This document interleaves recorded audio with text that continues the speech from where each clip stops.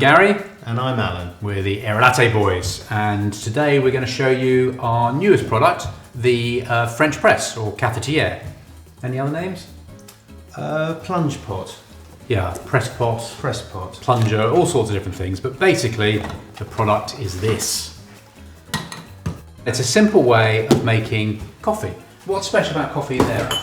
Particularly, you'll want to use a French pot because it gives a very nice flavour. You can smell it, you can touch it and feel it, and it really is more natural and more flavoursome after you've let it brew for about 3 minutes. One of the great things about this press pot that we've designed, the glass comes out very easily.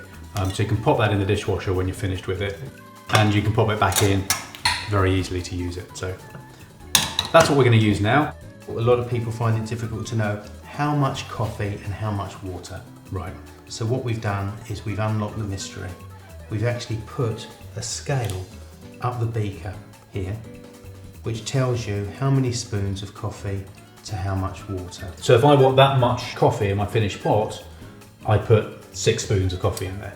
Yes, that's right. You Right. put six of these special coffee measures. That comes with the French press. But if I lose that, what do I use? You can use a serving spoon. So that's one of those.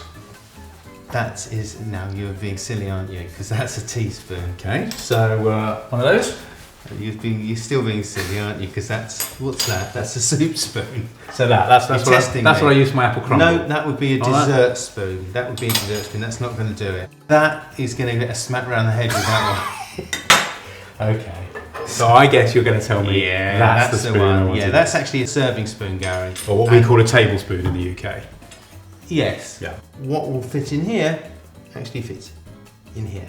So I'm going to use 6 tablespoons of coffee in this pot. So I just put those in now, shall I? We want to warm the beaker first. Okay.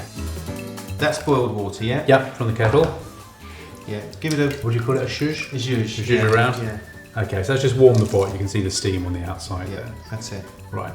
And now I'm going to use coffee. Now, what sort of coffee should I pick up here? You need to use coffee that is suitable for a cafetiere or a French press, and it will say on the side of the pack. So if I buy ground coffee, it will say Generally for French press cafetiere. It may say omni ground, which is quite a fine grind, but it isn't really fine, so it's suitable for a French press. Have a smell, yeah? Yeah, it smells great. Yeah. And that's one of the terrific things about using a French press, because you actually get to smell and see the coffee. And of course, a lot of coffee preparation nowadays is with sealed pods. You don't really get to touch and feel and smell and get that experience that you do with a device like this. So that's my 6 tablespoons of an omni-grind coffee, which I'm putting into the cafetiere. So I'm just pouring that in up to the marker that I have. You can see the mark number 6? I can certainly see it through the back 6 here. spoons of coffee up to the watermark number 6. And that's where I've Brilliant, stopped. isn't it? So just a gentle stir. It smells good. It does smell How good, long are we going to leave it, Gary? Probably about 3 minutes. I think that's about right. Did it go straight down? Yeah, of course. This it is a does. really smooth action. Yeah, that's because it's a very good plunger.